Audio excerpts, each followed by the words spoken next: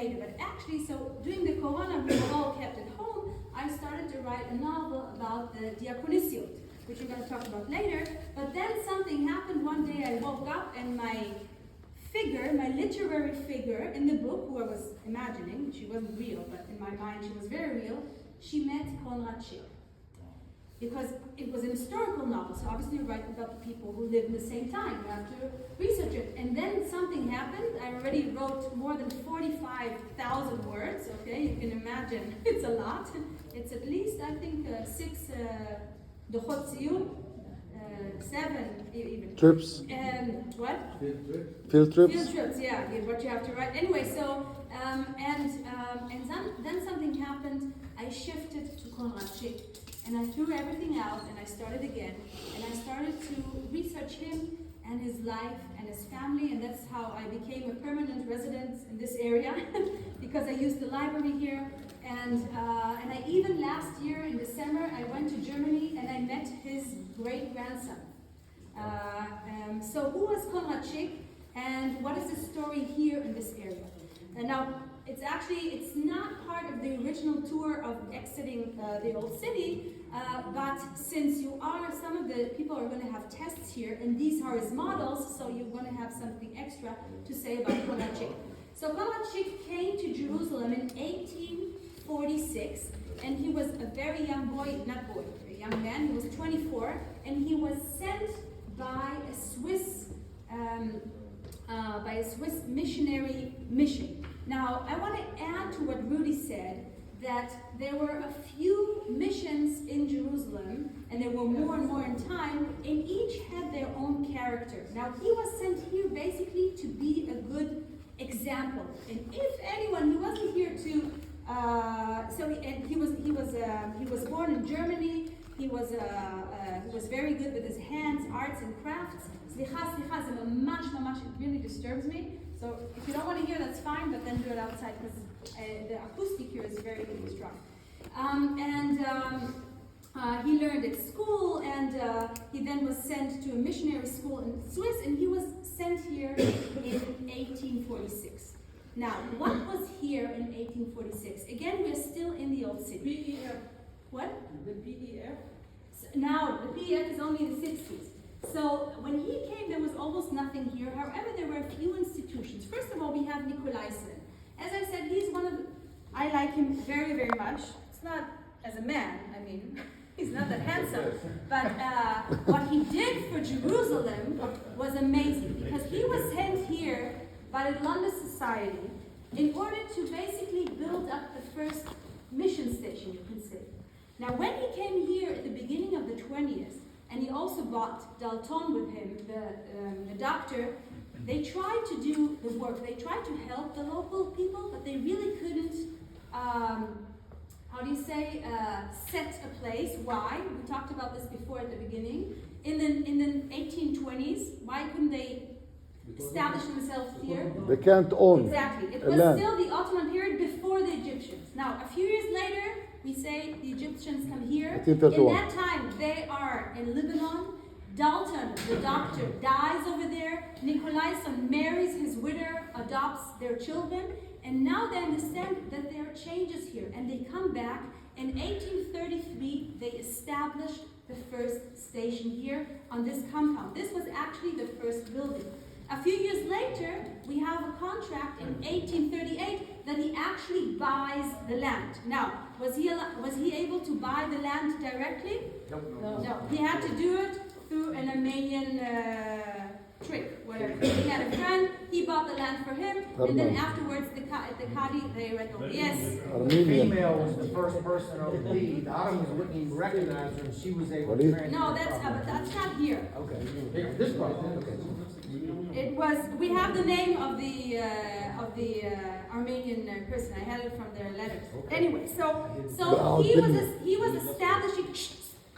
establishing a mission here. He understood that the most important thing, as Rudy said, was education and health. So he brought in another person, a Dr. Edward McGibbon. This is the hospital. Really didn't look exactly like that. but it's still, the building still exists on the other side.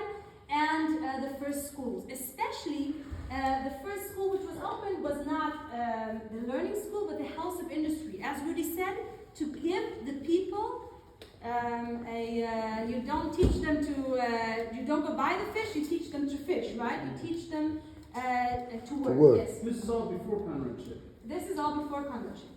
This is in the 30s. And when you say missions, these are all Protestants, though. Yeah. Okay. We're still talking about the English Protestant mission. Now, when Conrad Schick was sent here, so that's in the 30s. Now, in 1841, a few years later, the Germans say, wait a second, the British, the Germans are also, they also have Catholic people, but they also have Protestant people. But the Protestant side in the German part was stronger. They say, wait a second, the English, they do so much here, we want to do it as well, okay? So they get together with the British and they open up together diakos, bishofat, okay? And which they do joint, let's say they do joint activities and they make the center stronger because you have more Protestants. Because in that time, the Ottomans really didn't like the Protestants, and more than that, the Catholic didn't like the Protestants, and the Greek didn't like, the Greek Orthodox didn't like the Protestants because suddenly they come here and they open up a school and a workshop, and so there was a lot of rivalry, and the Ottomans were not yet a group which was acknowledged by the Ottomans by law. Okay, they had to fight in order to get recognition. So the Germans and the English worked together, and besides Nicolaisen, they sent a bishop, the first bishop. Now the idea was that they're going to be a rotation. One time it's going to be an Anglican bishop, and the next time it's going to be a German Lutheran bishop, and then again an Anglican bishop, and then again a Lutheran bishop, and so on and so on. This was the idea. The other thing was that the Germans actually, you heard about the church, the Germans paid a lot for the church also to be built. It took a long time to build the church, to get the firman and to build it, and so on and so on. There's a very, Rudy, do you still have the, what's her name's yes. thing here? Can I just show it's it? in the library. It's on the yellow book, right? The huge one. Yep. Yeah, okay. Can we just show it? Yeah. So it took a long time, the church, the foundations to be built, and finally in 1849 it was inaugurated, and the church actually belonged to the Anglicans and the Lutherans. I know that in most of your books they don't talk about it. Maybe they do, I don't know. But when I learned in my tour guiding course, no one talked about the Germans, and it's very sad because actually the Germans, we will see later when we'll get to the Prophet Street, did a lot for the city, not less than the English, and also they became a much bigger community because there were a lot of Germans who came in, and I'm not talking about the Templars. I'm talking about the Protestants who came way before. So we have what we have in the center is the London Society with Nicolaisen, okay, who runs everything. We have the German and British Bishofat, okay, that they have a joint venue, okay. Oh, I have to show you the person.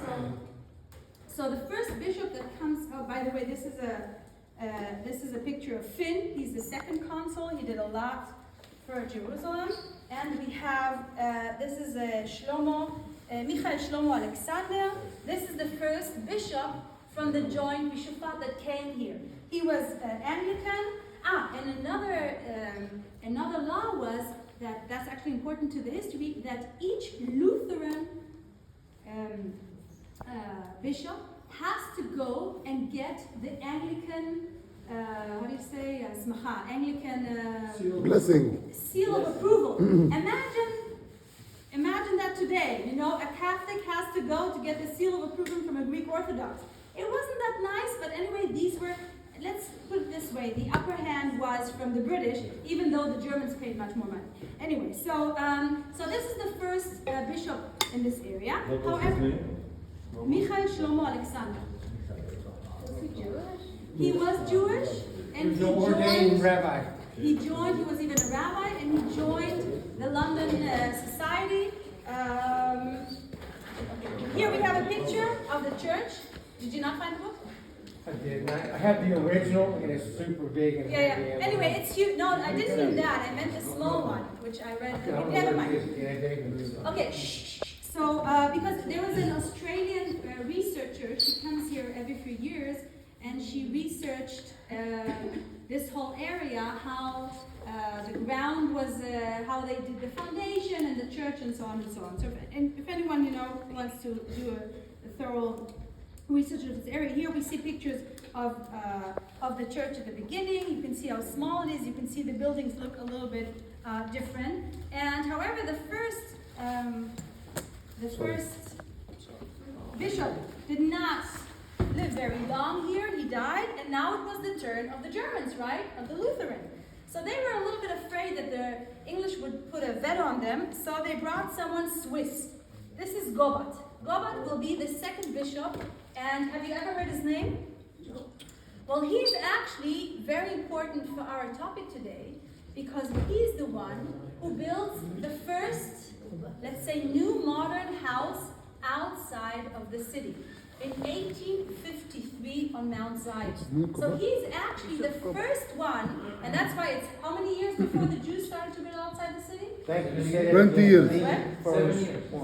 7 years. So the first buildings actually before the Jews, he was not the only one. There weren't many, but he was actually one of the first ones to build, to live outside of the city. Now, Gobat, Samuel Gobat. He's very, very important because he's the father. I know Rudy may not agree with me, but he's the father of modern education in, you can say, in many, many cities. Now, while... Is it the Bishop Gobat School? Yes, exactly, the Bishop Gobat School. And he opened 25 schools outside, in all the land of Israel.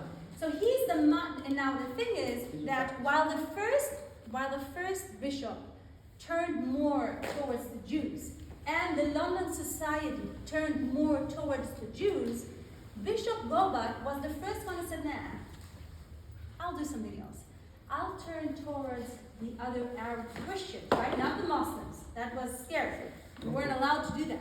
But so he turned more to the Greek Orthodox and the Catholics, and the schools he opened became, because they were modern schools, which did not really exist in that time, and for boys and for girls.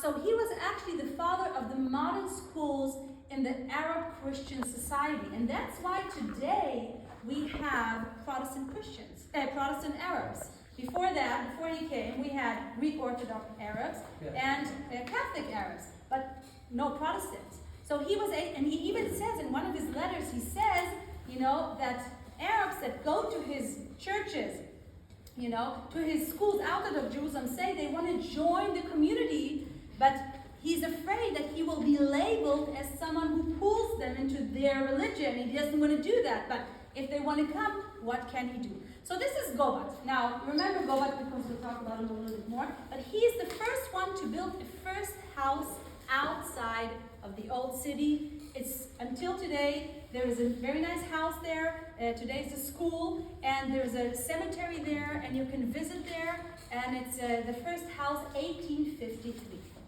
So, in the year 1846, we have Conrad Schick. So Conrad Schick is sent here by a Swiss institution,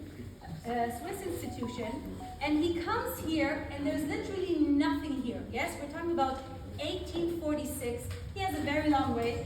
So the book is in Hebrew, but and I'm not going to read it because obviously it's in Hebrew. But he describes his way. Now, in 1846, how many days did he need to come to Jerusalem from Basel? This is where he was stationed. In Swiss. How many? 2 weeks. 2 weeks. Who gives me more? 4. 8. 8. Who said 8? Right. So 8 weeks it took him all the way. They went on a boat, and then somewhere they had to change boats, and their money went out. And on the way from Jaffa to here, he almost lost his life. He risked a lot, and then he became sick. Anyway, and they built something which is called the Brothers' House, which is near the Damascus Gate. Okay? Now the idea was he came with another he came with another friend, another missionary, and the idea was that they will build a workshop, and whoever wants to be taught in the workshop will be taught, and that's how they're going to make a living. But the living in Jerusalem was very, very hard. And after 4 years, basically everything he did was only to survive. They didn't get enough money. Everything's okay? They didn't get enough money from Switzerland, yes? When you say workshop, which kind of workshop? Wood? So he was doing wood, and basically mostly wood. So Carpentry and things like that. Okay.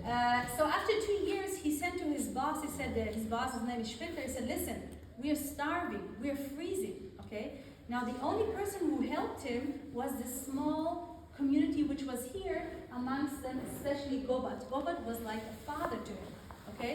So, and a lot of times Gobat's wife gave him food because he just didn't have enough money. So after 2 years, they sent a letter to Swiss. They said, listen, we're almost starving here. You know, you have to send us money. So they didn't send him money, but they sent him cuckoo's clocks. You know what a cuckoo's clock is? Yeah. Now, he was also a watchmaker. So cuckoo clocks. You know, these clocks. This is the bird comes up, I know, yeah. comes out, and then. So now imagine, we're talking about 1848. Who cares about time, right? No one really cares about time, you know. But anyway, except for the Swiss. But here in Jerusalem, who cares about time, you know? No one. Imagine the people who live here. So anyway, he assembles them together because he's also a watchmaker, and he tries to sell them. He almost lost his life when he went to Bethlehem selling the clock and was robbed on the way. Anyway, so it doesn't help in anything. After 4 years, he decides he doesn't want to work for the Swiss anymore. He's tired of not doing the things that he really loves to do and just by surviving. So he's part of this community. In that time already the church is built. You know, we're talking about 4 years after he comes, so it's 1850. They meet together on Sundays, on Saturdays, and of course he knows Nicolaison. So he goes up to Nicolaison, you know, who runs everything here by the British, and he says, listen, do you mind giving me a job in your house of industry, right? You know, the school where they teach the boys how to do work. I'm very good with my hand, and everyone already heard about Conrad Schick. And Nicolaison says, okay, and I have 2 letters saying that how Nicolaison praises the fact that he works for them. So Conrad Schick comes to work for them. In that time, the house of industry moves from this area to near the Damascus Gate. I actually found the house. I don't know, maybe some of you know the quarter, know the street. It's on the street of the Knesset churches, and it's called Dar el Shik. Dar el Shik. Today, until there. شارع الكنايس شارع الكنايس. Dar el Shik. What? I live there. Okay, so actually this house until today it's owned by today it's owned by the Catholic Church, and the apartments are rented like many houses, and it's on the Aqba El Taqiya and El Jabshe. Okay. Aqba El Taqiya and El Jabshe. It's a corner house, okay? And the people who live there. No, Aqba El Taqiya is way down to the market. Shoot. Spaniol and. Okay, so there's a corner house, okay? Yes, I found this house. This was really amazing, and the people who live in this house have what? ولا دار أرض. Anyway, so you can go look at it later. So anyway, so it's near the Damascus Gate, and the House of Industry moved to there and was there almost 30 years until it moved outside of the city. And Schick was first the teacher, and then he was the headmaster of the school for almost 30 years. So he actually, as a German, worked all his life, most of his life here in Jerusalem for the British. So, so this is his story. There's also a very story how he found his wife, but I think you want to hear, or? If it's necessary for the exam, Like yes. before they leave, because you're gonna lose your ticket. You have to. Here's the drill here.